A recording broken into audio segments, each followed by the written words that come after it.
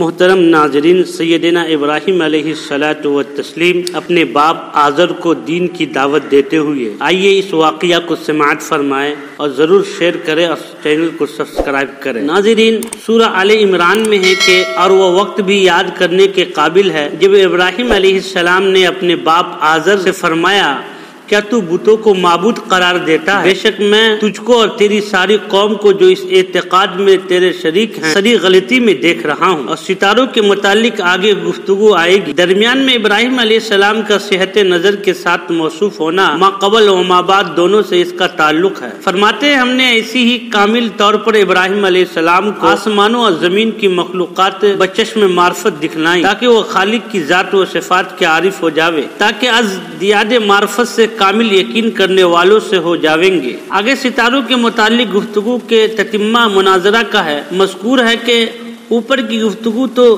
بتوں کے متعلق ہو چکی، پھر اسی دن یا کسی اور دن جب رات کی تاریکی ان پر اسی طرح اور سب پر چھائی گئی تو انہوں نے ایک ستارہ دیکھا چمک رہا ہے۔ آپ نے اپنی قوم سے مخاطب ہو کر فرمایا، تمہارے خیال کے موافق میرا اور تمہارا رب اور میرے احوال میں متصرف ہے۔ بہت اچھا۔ تھوڑی دیر میں حقیقت معلوم ہو ہی جاتی ہے۔ چنانچہ تھوڑی عرصہ کے بعد وہ افق میں جا چھپا۔ تو جب وہ غروب ہو گیا تو آپ نے فرمایا، میں غروب ہو جانے والوں سے محبت نہیں رکھتا اور محبت لوازم اعتقاد ربوبیت سے ہے۔ بس حاصل یہ ہوا کہ میں رب نہیں سمجھتا۔ پھر اسی شب میں یا کسی دوسری شب میں جب چاند کو دیکھا چمکتا ہوا نکلا ہے تو پہلے ہی کی طرح فرمایا کہ تمہارے خیال کے موافق میرا اور تمہارا رب اور متصرف فی الاحوال ہے۔ بہتر آپ تھوڑی دیر میں اس کی کیفیت بھی دیکھنا۔ چنانچہ وہ بھی غروب ہو گیا۔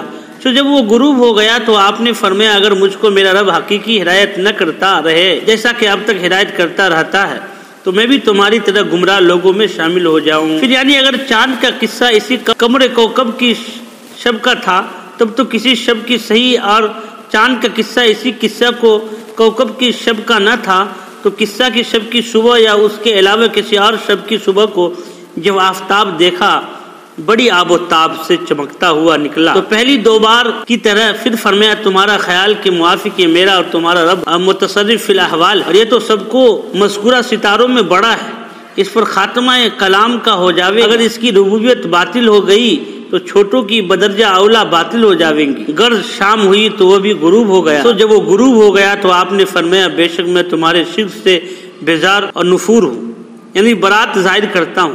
اعتقاد تو ہمیشہ سے بیزار ہی تھے۔ میں سب طریقوں سے ایک سو ہو کر اپنا رخ ظاہر اور دل کا اس ذات کی طرف کرنا تم سے ظاہر کرتا ہوں جس نے آسمان اور زمینوں کو پیدا کیا ہے، اور میں تمہاری طرح شرک کرنے والوں سے نہیں ہوں، نہ اعتقاداً نہ قولاً نہ عملاً۔ نہ ان کی قوم نے بےہودہ حجت کرنا شروع کی اور یہ رسم قدیم ہے۔ وجدنا آباءنا عابدین، اور معبودان باطلہ کے انکار پر ڈرایا بھی کہ کبھی تم کو یہ کسی آفت میں نہ پھنسا دے۔ آپ نے پہلی بات کے جواب میں تو یہ فرمایا کہ کیا تم اللہ کی توحید کے معاملے میں مجھ سے باطل حجت کرتے ہو، حالانکہ اس نے مجھ کو استدلال صحیح کا طریقہ بتلا دیا ہے جس کو میں تمہارے روبرو پیش کر چکا ہوں، اور محض رسم قدیم ہونا اس استدلال کا جواب نہیں ہو سکتا۔ پھر اس سے احتجاج تمہارے لیے بیکار اور میرے نزدیک غیر قابل التفات۔ اور دوسری بات کے جواب میں یہ فرمایا کہ میں ان چیزوں سے جن کو تم اللہ تعالیٰ کے ساتھ استحقاق عبادت شریک بناتے ہو میں نہیں ڈرتا، نہیں بناتا۔ وہ مجھ کو کوئی صدمہ پہنچا سکتے کیونکہ ان میں خود صفت قدرت ہی مفقود ہے۔ اگر کسی چیز میں ہو بھی تو استقلال قدرت مفقود ہے۔ ہاں اگر میرا پروردگار ہی کوئی امر چاہے تو دوسری بات ہے، وہ ہو جاوے گی، لیکن اس سے الہ و ارباب باطلہ کی قدرت کا ثبوت یا ان کے خوف کی ضرورت کب لازم آئی؟ اور میرا پروردگار جس طرح قادر مطلق ہے جیسا کہ ان اشیاء سے معلوم ہوا، اسی طرح وہ ہر چیز کو اپنے احاطہ علم میں بھی گھیرے ہوئے ہیں۔ غرض قدرت و علم دونوں اسی کے ساتھ مختص ہے، اور تمہارے الہ کو نہ قدرت ہے نہ علم ہے۔ کیا تم سنتے ہو پھر بھی خیال نہیں کرتے؟ جس طرح میرے نہ ڈرنے کی وجہ یہ ہے کہ وہ تمہارے معبود علم و قدرت سے محض معرہ ہے، اسی طرح یہ بات بھی تو ہے میں نے کوئی کام ڈر کا کیا بھی تو نہیں، پھر میں ان چیزوں سے کیسے ڈروں جن کو تم نے اللہ تعالیٰ کے ساتھ استحقاق و عبادات و اعتقاد و ربوبیت میں شریک بنایا ہے۔ اے قوم، تم اس سے بچو۔